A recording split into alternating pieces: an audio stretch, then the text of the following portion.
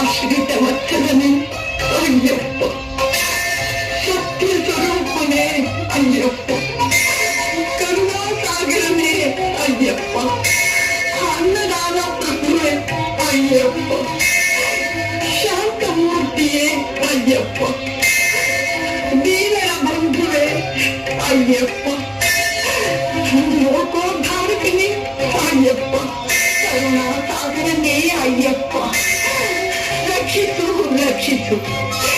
ಎಷ್ಟೋ ವರ್ಷಗಳಿಂದ ನಿನ್ನ ಆಗಮನವನ್ನು ನಿರೀಕ್ಷಿಸುತ್ತಾ ತಪಗೈದೆ. ಲೋಕೋದ್ಧಾರಕ್ಕಾಗಿ ಧರೆಗೆ ಬಂದ ಧರ್ಮ ಪ್ರಭುವೆ, ನನ್ನನ್ನು ಉದ್ಧರಿಸು. ಶಬರಿ, ನಿನ್ನ ಇಷ್ಟ ಸಿದ್ಧಿಸಲಿ. ನೀನು ತಪಸ್ಸು ಮಾಡಿದ ಈ ಸ್ಥಳ ಇಂದಿನಿಂದ ಶಬರಿಮಲೆ ಎಂದೇ ಪ್ರಸಿದ್ಧಿಯಾಗುವುದು. ಅಷ್ಟು ಸಾಲದು ತಂದೆ. ನೀನು ಅನವರತ ಈ ಗಿರಿಯಲ್ಲಿಯೇ ನೆಲೆಸಬೇಕು. ಶರಣು ಎಂದು ಬಂದವರ ಕಷ್ಟಗಳನ್ನು ನಿವಾರಿಸಿ ನೆಮ್ಮದಿ ಕೊಡಬೇಕು ತಂದೆ. ಆಗಲಿ, ನಿನ್ನಿಷ್ಟದಂತೆ ಆಗಲಿ.